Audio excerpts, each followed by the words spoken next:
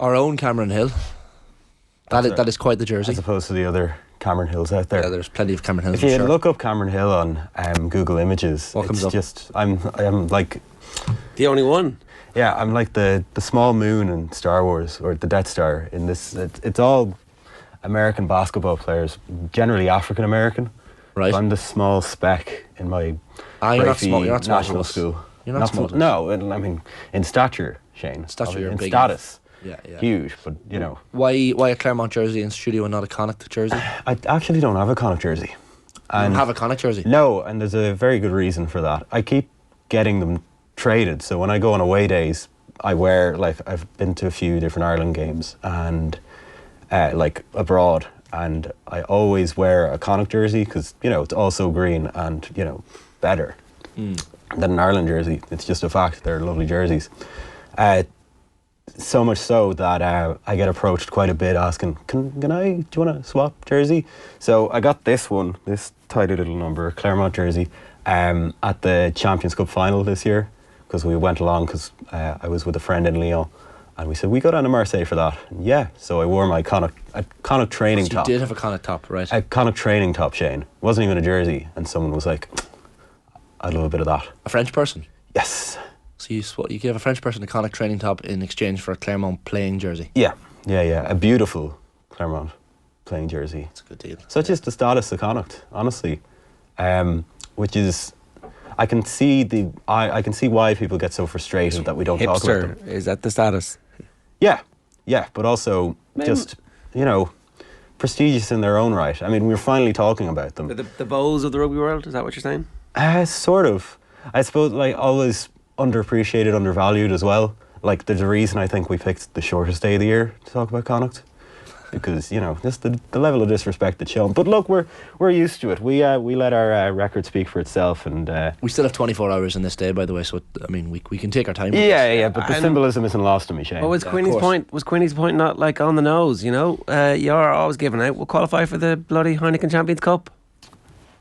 That is a very good point, and I suppose when I go over this year, that's probably one of the big disappointments from 2022 for Connacht, is that we didn't qualify, and we went down in flames a little bit. How many highlights and lowlights do you have for us? I've got 3 lowlights and 3 highlights that I've kind of interspersed because I don't want it all to be negative, because, you know, in Connacht it's Christmas. In Connacht it's raining quite a bit. No. Yeah. Is it raining in Galway? No, it never rains at Galway. Is there traffic? I am surprised that there hasn't been a move to like put a roof on the stadium, because like if you put a roof on the stadium, it would be amazing, and like it would just be the venue for everything. Everything would. We don't want it for everything. Why not? Do Connacht not have a good home record though because of the rain? Generally speaking. I mean, if you've it seen no that longer video, suits their style of play. Like they want to be creative and aggressive with the ball and have. And they have been since Pat Lam's era. Yes, really, absolutely. So, but we you know, the sports ground's the sports ground. If we could use Pearse Stadium, but sports ground has its own specific atmosphere of greyhound racing track, with a rugby pitch inside. Like, it's perfect. It's so unique in its own way. Are they getting rid of the greyhound racing track? Pardon my ignorance here. Is that part of the long-term plan, or will it always have the greyhound track? I think it'll always have a greyhound track. Okay. I think it's a permanent fixture. But no, the sports ground, I don't think you could ever change it fundamentally. If we were going to move or change the venue, we'd have to go somewhere else, because the way that ground is set up with the 2 terraces with absolutely no covering or seating at all, it's special, because you stand in the rain and you watch Connacht pull off a famous victory against Toulouse or something. That's the atmosphere. We don't need the trimmings. Is that the coldest in-person sporting experience in Ireland? The sports ground. Pearse Stadium is up there. The Dr. Hyde, I remember being at a league match, Roscommon Monaghan years ago. Is Navan bad? Navan is freezing. The race course or Portalton? Portalton. Yeah. See, there's some horrific experiences. This is a good question. So there will be answers to this one. Get them into us. Healy Park in Oma is at Off the Ball AM. When it's raining sideways, sometimes it's right in your face. It's not good. From personal experience, but apparently the gantry at the Brandywell is the coldest thing ever in the League of Ireland, because it's just a ladder and it's in the middle of. Well, even the Aviva Stadium, hasn't Nathan and Stewie Byrne had some grim experiences up there in the in the up there, be top cold bins of the Aviva Stadium. That's Okay, let's get back to Connacht here. Right, so we're going to start with the bad, or we're going to start with the good? We'll start with the bad. We'll go somewhat chronologically. So we started 2022 as we often do, with a level of optimism. We were riding somewhat high. On the 1st of January, we beat Munster 10-8, and that was great because we beat Munster and they were having a nice old crisis, which is, Munster's difficulty is always Connacht's opportunity. Anyway, going into the Champions Cup, I think we needed a few wins to qualify for the last 16, and we were leading by 18 points against Leicester at the Sports Ground, 28-10.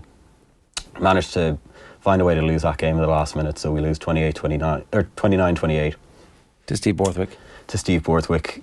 It's actually your fault. Look on. Yeah, it is. So I wish him every great success as England head coach. We go to Stade Francais. We've lost 3 of our 4 props in that Leicester game, and then 2 more in the lead up to this game. So we had no Dennis Buckley, no Finlay Bealham, Matthew Burke, Robertson McCoy, Ainger, Famuyiga. I mean, at a certain point, I was like, should I offer my services as prop? Is that how bad? Are they going to make a call to arms? Because we are hemorrhaging props, it seems. we're in trouble. Went over. Carty was phenomenal that day. Really was fantastic. We were gifted a red card to the Stadiste in the second half, and we had an 11-point lead. We were going to win in Paris. This was huge, 31-20. Then Conor Oliver gets yellow. Stad get its second win, score 2 converted tries and a penalty for good measure, and we lose 37-31. Just one of those ones where we nearly got there and the odds were against us, and turns out the odds were correct. But it was very frustrating to watch, and it was a horrible way to end our Champions Cup pool campaign, which culminated in a last 16 tie against Leinster, which was fun until it wasn't fun. Connacht always seem to lose in exciting ways, like Yeah. it's those leads. Yeah. We're box office one way or the other. We are should I say this? I support Leeds United as well, and it's kind of the same thing where win or lose, they're always unmissable games. Yeah, Jesse Marsh and Andy Friend, similar in those regards. Yeah, fair enough. Okay, next. A highlight. So one of the bright sparks of 2021 and 2022 was the arrival of an Australian young renegade named Mackenzie Hansen, or Mack to friends. I am a friend. Came over to the province from the Brumbies, a real coup by Andy Friend, signed back in April of 2021, and he was exploding out of the blocks. He was brilliant. He scored that wonderful try against the Bulls, had a difficult start to 2022, missed out on his European debut against Leicester, and then played in the Stade Francais game, was included in Andy Farrell's Six Nations squad, had an amazing game against Wales, nearly scored with his first touch of the game, and set up a couple of tries to, hand out a fairly convincing win over the Welsh, which is always satisfying. And These are 2022 highlights, right? Yeah, 2022. If you had told me Mack Hansen made his debut for Ireland in 2020 or 2021, I would have been like, yeah, that makes sense. Yeah. Is it really this year? Yeah. That's mad. He was included.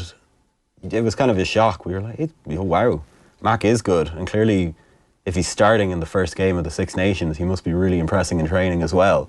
And he was just, he was electrifying. It's so much fun to watch him.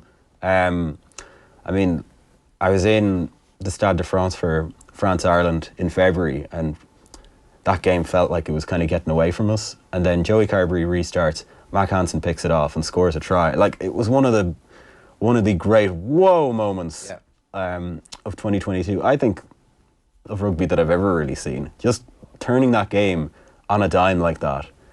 He has that kind of X factor, and he's a style icon with the long hair flowing out of a white scrum cap. Like, we're so lucky to have him. Brilliant guy. I like Mike Hansen then. I like Mike Hansen. And so, it being Connacht, the clock is ticking on where his next move is to, right? When does he join Leinster, do you think? Hopefully never. I don't know if Mack would do that to us. I think he saw the... Have you not had your heart broken enough, Cameron, to know that nothing lasts forever in this I think sweet he's November seen rain? how poorly the Robbie Henshaw move worked out for him. It didn't work out and at all.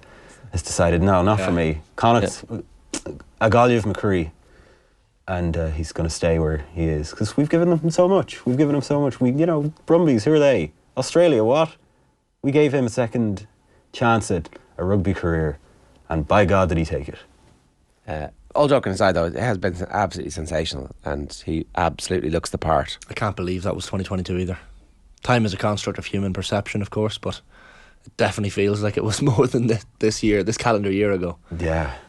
That's the impact he's had. Like that. Yeah. Yeah. Oh, he's been brilliant. Started in 2 of the New Zealand tests as well down there. So, yeah, he's made an impact. France away was his first, or Paris away was his first away game, according to Mark in the comments. Paris was his first away game. Paris was his first away game, yeah. Mm-hmm, yeah, but he had his home debut against Wales. Moving on to a low light. I have the title and I'm just going to read it out. We lost 56-8 to Edinburgh. Say that again, Cameron. 56 points to 8. Against who? Edinburgh. Okay. 50 burger against Edinburgh. Edinburgh. That's not good. No, it wasn't. We were still kind of in search of our Champions Cup berth. We were going to get there. We had to get top 8. This could be Edinburgh, they're grand. We can do this. We'd had back-to-back wins over Scarlets, Stormers. We were riding high. And then we were leading 8 points to 0 after 20 minutes. Looked comfortable. Carty running things in attack. Fairly, run-of-the-mill win for Connacht. And then, I don't know what happened. What did happen? Buffelli scored a try and the rest is a blur. And it's not like I hate watched it. Like I was like, oh, I'm doing this for my, to appeal to my own sense of sadomasochism. I don't know why I kept watching. I was expecting, maybe it just kept getting worse and worse and worse. Like we were 21 points to 8 down at half time and I thought, this can't go on. They'll come out, second half, it'll be all fine. Failed to gather the restart. Edinburgh score again. Yeah. It was like the Ulster game last weekend. It's almost like it could have been worse. I know 56-8 is horrendous, but I mean, it could have been worse. Yeah. What's the stop, he's already dead meme from... Yeah. No amount of deep fried Mars bars can soothe a result like that for Connacht fans. No, and it's Edinburgh, If it was like Leinster, fine. We'd be fine with this because they are dominant. Expect it. Edinburgh that's a team we should be not losing by nearly 50 points to. Keeping with the hipster theme, your next one is the Senior Cup final. Yeah, and I picked this just because it's a nice little community aspect to Connacht Rugby, because we had our first final in 2 years, first Senior Cup final in 2 years. I think we were the only province to have a Senior Cup final in 2020 because everyone else's was cancelled due to a pesky little joke called COVID-19. But the Senior Cup in Connacht is kind of a special atmosphere. There's 2 major rugby strongholds in Galway and Sligo, and the Jazz are kind of running Galway now at this stage. The Grammar, obviously the Kings and Sligo, although Summerhill are coming up this year. But there's always a really nice atmosphere. It kind of brings out the tribalist nature of rugby at a community level in a way that the AIL does to an extent, but not really in Connacht because we only have a handful of clubs in it. But the Senior Cup is special. It's always been a special atmosphere, and I unfortunately wasn't there. I was trying to make my way over. You were the Grammar? We were the Grammar, yeah. Do you call them the Gram or something for short? No, that's a popular social media app, as I recall. Yeah. But we're the Grammar, and we won, and that's also why I've included this. Okay. Because, my brother was on the team and had a good game. You had skin in the game. I had skin in the game, and I'm nothing if not totally biased. What's the Jazz? What the Jazz stands for? They're Colosta Ignage, but they're the Jazz because I think they're run by the Jesuits. Okay. It's I mean, if they're not, it's ironic. Yeah, exactly. It's high level of creativity in the nickname. Yeah. I mean, well, they gave their nickname, and What colour are the Grammar? They're a navy blue and white. A lovely... Bleeding blue and white. Bleeding like the blue. Leinster School stuff. Yeah. Some of the greatest horseplay of all time, I heard, was at that final, which I wasn't at because I was abroad, but I was listening on local radio, and it sounded incredible. But a Schools Cup just reminds you that it's not all... Connacht is much more than just a team in the sports ground. We have a rich rugby culture throughout the province. Very good, and we're helping to illuminate it today. I mean, I'd say the vast majority of people watching have never heard of these schools, and so your work here is nearly done, Cameron. Yeah, absolutely. Two quick more bits. We're going to one bad, one good. Andy Friend stepping away is a big one for me in terms of a low light. He arrived in 2018 after the disastrous tenure of Kieran Keane. Wasn't good, wasn't fun. Under his tenure, Connacht have reached both the playoff stages of the URC, qualified for the Champions Cup. We got to the knockout stages, and the round of 16 first leg against Leinster at the sports ground was a class game. It really was. It was really touch and go.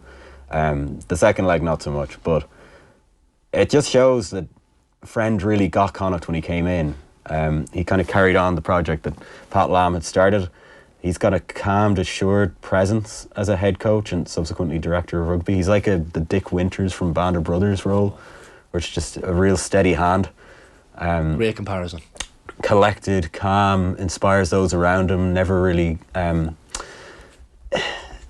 gets too shook up by what's going on in front of him, just stays focused even when things are crumbling around him.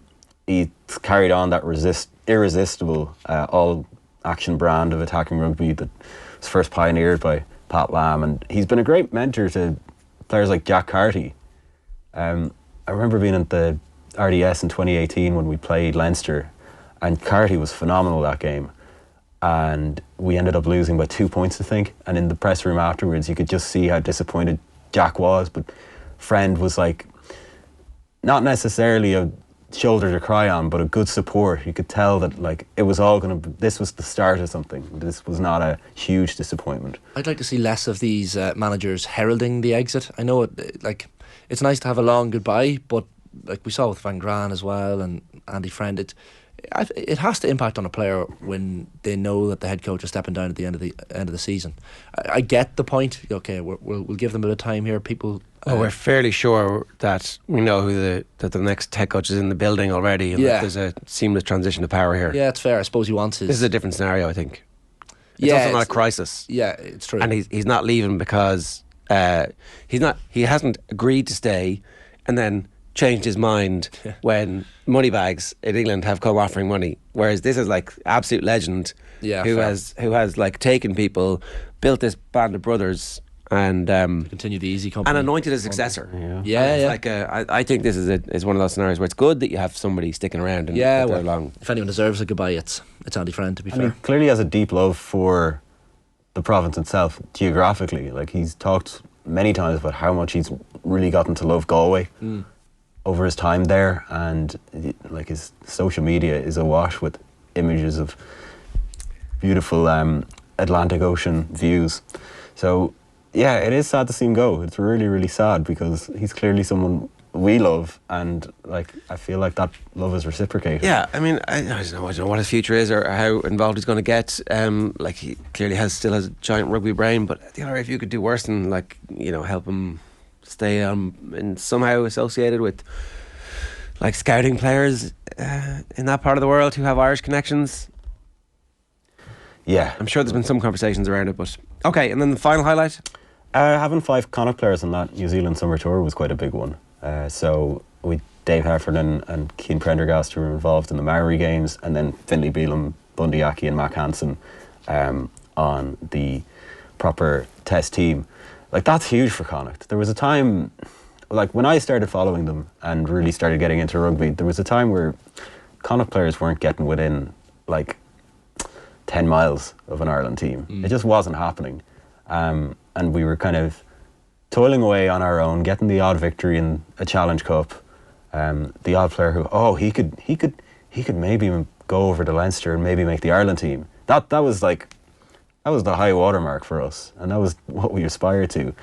So through a mixture of incredible scouting and a brilliant academy structure, we've started to bring on these players who are making a name for themselves on the Irish stage. And without us winning a huge unexpected level of silverware like we did in 2016, and then we had a few token Connacht players thrown into an Ireland squad because, they earned it, didn't they? Good on them.